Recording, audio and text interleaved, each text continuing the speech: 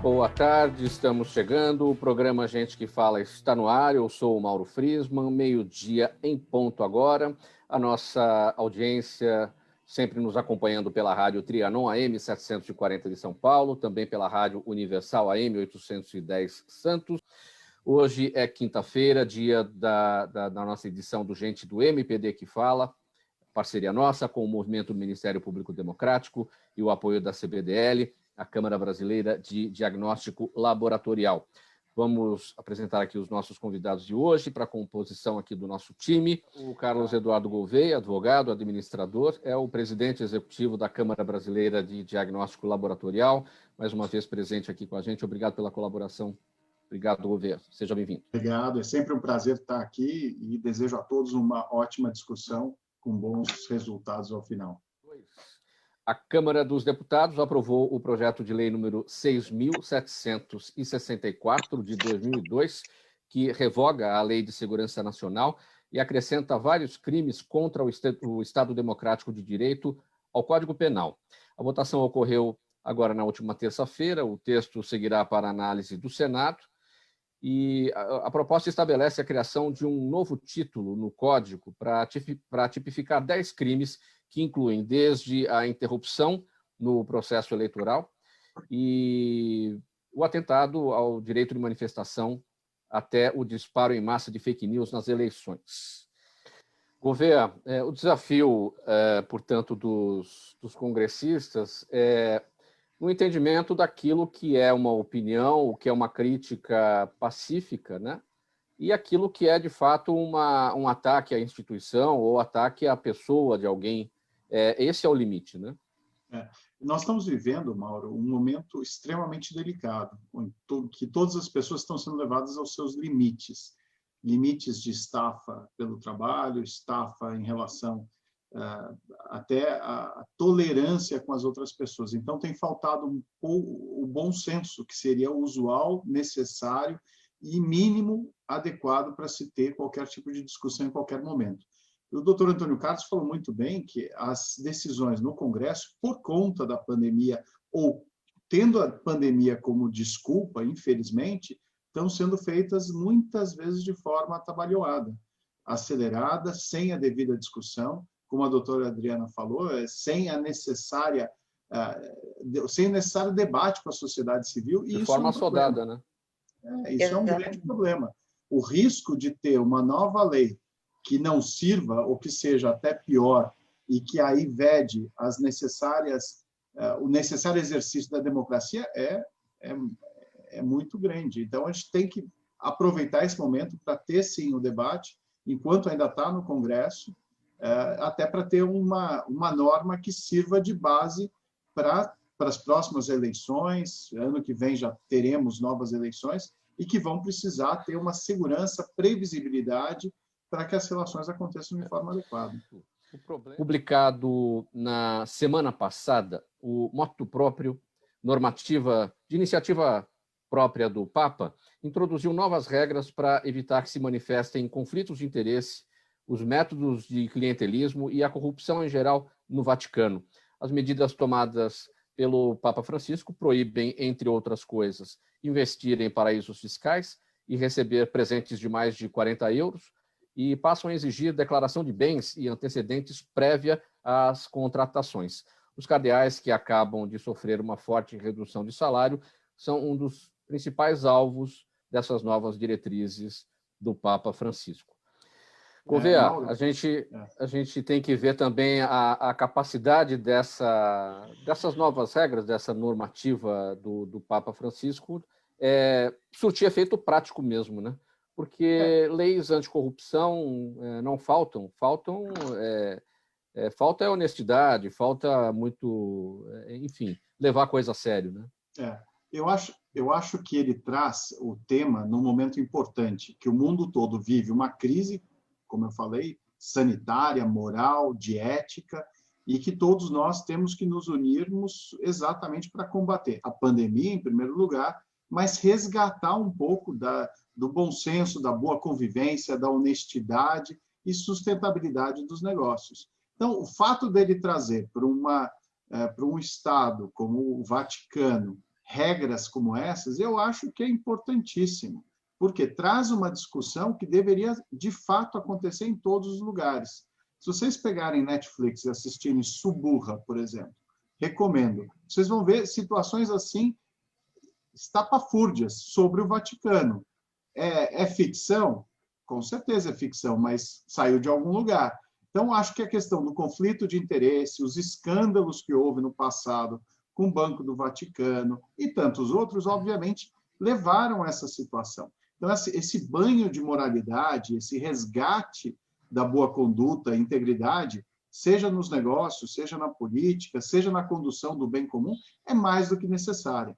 O Brasil está passando por uma crise moral. É importante que a gente resgate esse esforço todo que foi feito nos últimos anos, exatamente para combater a corrupção nos negócios, na política. A Lava Jato foi um grande exemplo e gerou reação. A gente viu, eu não comentei na questão da alteração do Conselho Nacional do Ministério Público, mas com certeza essa proposta ela não visa, como a doutora Valderez mencionou muito bem que deveria haver, uma revisão completa para uma adequação à atual realidade, mas, pelo contrário, o que está visando é exatamente mudar a situação para garantir a maioria dos votos em qualquer tipo de medida que se tenha lá na frente. Como o doutor Antônio Carlos falou, infelizmente, o jogo político está sendo feito como um grande jogo de xadrez para garantir determinadas decisões no futuro, que não necessariamente vão ser as decisões mais adequadas para a população e para aquilo que a gente precisa. E aí tem tantos exemplos, Mauro, tantos exemplos. A discussão que não é pauta hoje, mas a discussão da reforma tributária é outra, que vai, quando a gente acha que foi, não, começa tudo de novo. Então, e termina naquela mini, como tudo acontece, né? Mini reforma daqui, mini reforma dali, deve acontecer provavelmente uma mini reforma tributária, se acontecer. Faltando 20 minutos para uma, ainda com você, Gouveia, vamos falar sobre o seguinte: o Senado aprovou na semana passada um projeto de lei que amplia a lista de doenças detectadas pelo teste do pezinho feito no SUS. Atualmente, o exame pode identificar até 6 doenças quando feito na rede pública. Na rede particular, porém, o diagnóstico alcança mais de 50 enfermidades, incluindo as raras. Com a mudança, o teste do SUS passa a abranger 14 grupos de doenças, além de prever que a lista das doenças a serem rastreadas pelo teste deve ser revisada periodicamente. Agora o texto segue para a sanção do presidente Jair Bolsonaro. Bom, atualmente 6, né? Deve passar para 14, se a proposta for sancionada pelo presidente Bolsonaro. Gouveia, qual é a chance de um dia a gente ter o teste do pezinho no SUS igual ao que acontece na rede particular?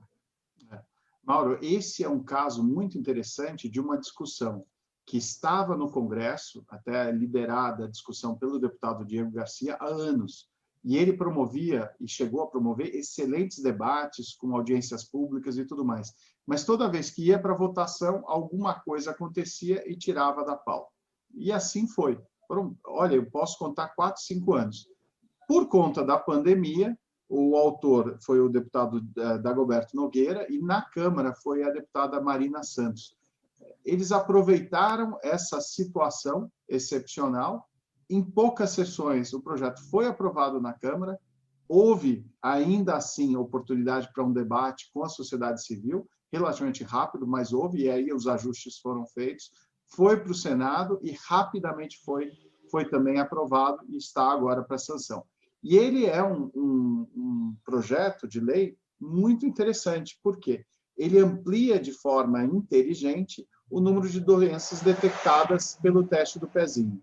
Então, hoje, na rede privada, o teste expandido que a gente conhece, de fato, ele tem mais de 50 doenças raras possíveis, e no caso da rede pública, hoje até agora, são 6. Com essa nova normativa, vai haver uma gradação, ou seja, um aumento em 4 fases diferentes, de tal forma que o Programa Nacional de Triagem Neonatal, que é um programa exemplar, mas precisa de uma atenção urgente do próprio Ministério para não se desfacelar, não se perder, ele tem condição de dar assistência a todas as crianças que seriam detectadas como positivas pouco a pouco. Então, eles pegaram as doenças mais prevalentes na primeira fase, e assim, aos poucos, vão evoluindo até a quarta fase, né? E aproveitando a estrutura de testagem que já existe, com equipamentos mais sofisticados, que fazem as aminoacidopatias. Você consegue detectar várias ao mesmo tempo, com uma amostra única. Então, isso já facilita.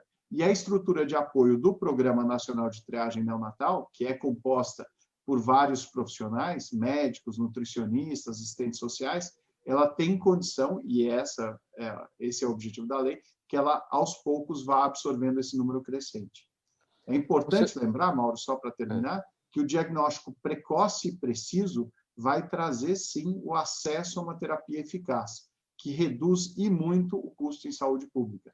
E é isso que se espera com esse tipo de legislação.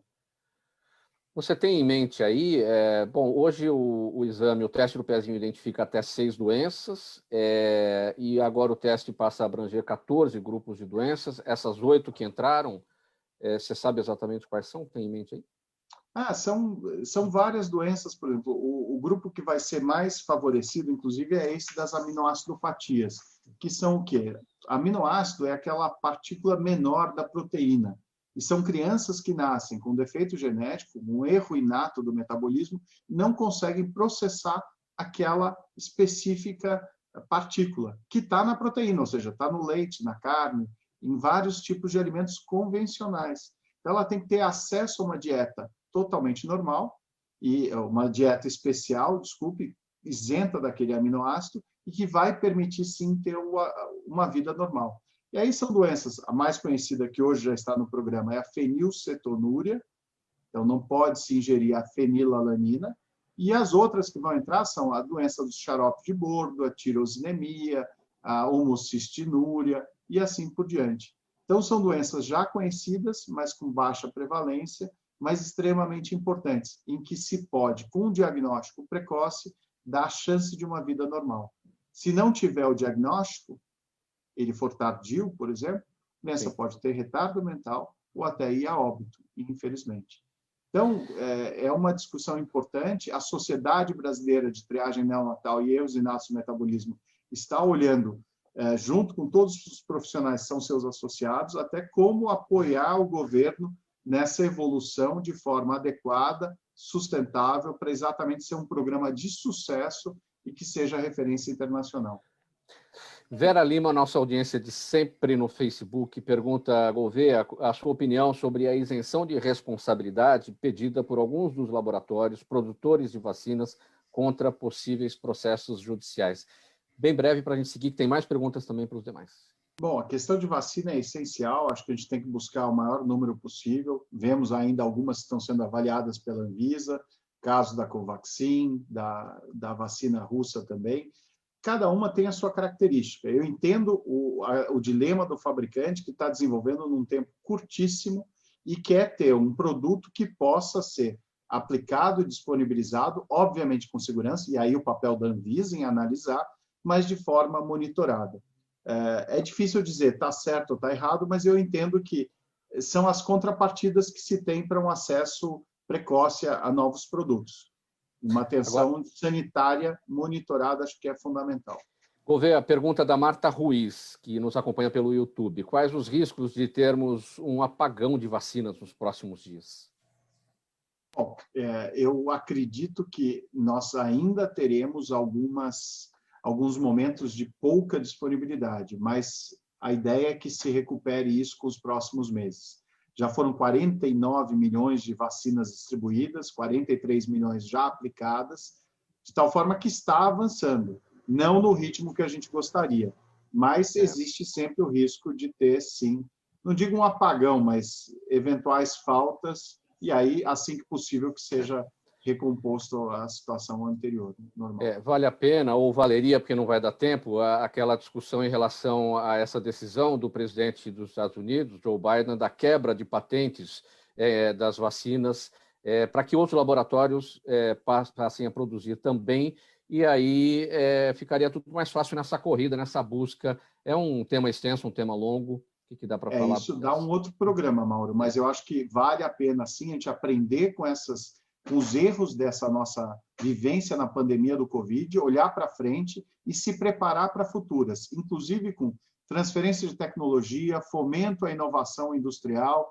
maior compartilhamento entre indústria, academia e governo e monitoramento do horizonte tecnológico. São temas essenciais para a gente não passar tanto perrengue, tanto sofrimento como a gente tem passado agora. Termina essa edição do Gente do MPD que Fala, de quinta-feira, sempre parceria nossa com o movimento do Ministério Público Democrático e o apoio da Câmara Brasileira de Diagnóstico Laboratorial.